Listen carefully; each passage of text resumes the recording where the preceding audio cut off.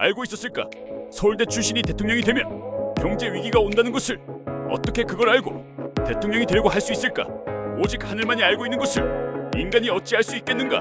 김영삼 대통령이 취임 후 OECD 가입하고 나서 그 재앙이 나타나기 시작을 한다. 그 많은 반대를 무릅쓰고 어쩔 수 없는 선택을 했는데 대통령 공약을 지키기 위함이었다. 그리고 또 느닷없이 1994년 10월 21일 성수대교가 무너지는 참사가 발생하고 삼풍백화점이 1995년 6월 29일 무너져 그 많은 500여 명이 죽을 거라고 대통령의 당선이 될 줄 알고 있었다면 분명 사임을 하고 고향으로 내려갔을 것 아닌가. 김영삼 대통령 이름이 사라졌다. 역대 대통령 중에서 가장 많은 슬픔을 안기고서 지금도 마찬가지다. 대통령이 되면 마냥 좋을 것만 같았다. 그런 어리석은 생각으로 군림하려고 하니까 높은 자리는 군림이 아니라 봉사를 해야 한다. 굶주린 늑대들이 달려든다.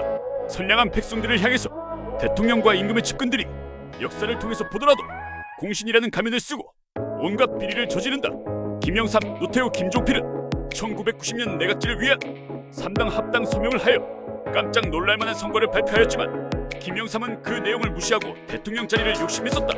억울하게 피해를 당한 박지원 정무부 장관, 어리석은 노태우 대통령은 그 자리를 지키기 위해 김영삼 편을 들어줬지만 훗날 결국 김영삼 대통령에게서 감옥으로 향하게 되지 않았는가. 마찬가지로 같은 서울대 출신 윤석열 대통령 당선되었을 때 탄핵당하리라고 꿈만들 생각을 했었을까?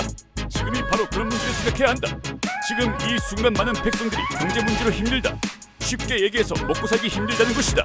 김영삼 대통령 시절 IMF보다도 지금이 더 힘들다는 것. 서울대 출신 대통령이 절대 나와서는 안 된다는 것. 국가 경제가 엉망이 되어버리니까 특권의식이 나라를 망친다. 서울대 나왔기 때문에 융숭한 대접을 받고 살았다. 어려움을 모르고 승승장구했기에 그 특권의식이 발목을 잡고 있다는 것을 알아야 하는데 서민의 아픔을 알고 취임 시절 봉사 정신으로 낮은 자세로 임했더라면 그런 일은 없겠지만 서울대 출신이 어찌 그런 낮은 생각을 할 수 있을까?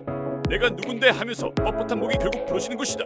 어느 누구도 미래를 미리 그려보면서 영화 같은 설정을 해놓고 정치를 하지 못한다.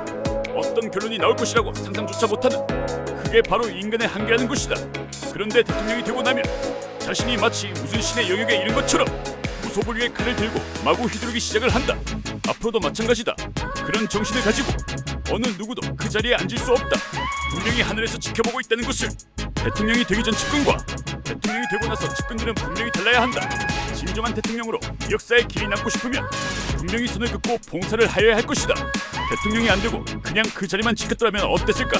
바로 대통령이 되는 것이 문제가 아니라 대통령이 되고 나서 어떤 자세로 임하는지가 바로 그 생각 하나가 성군이냐 폭군이냐를 결정짓는 것이다.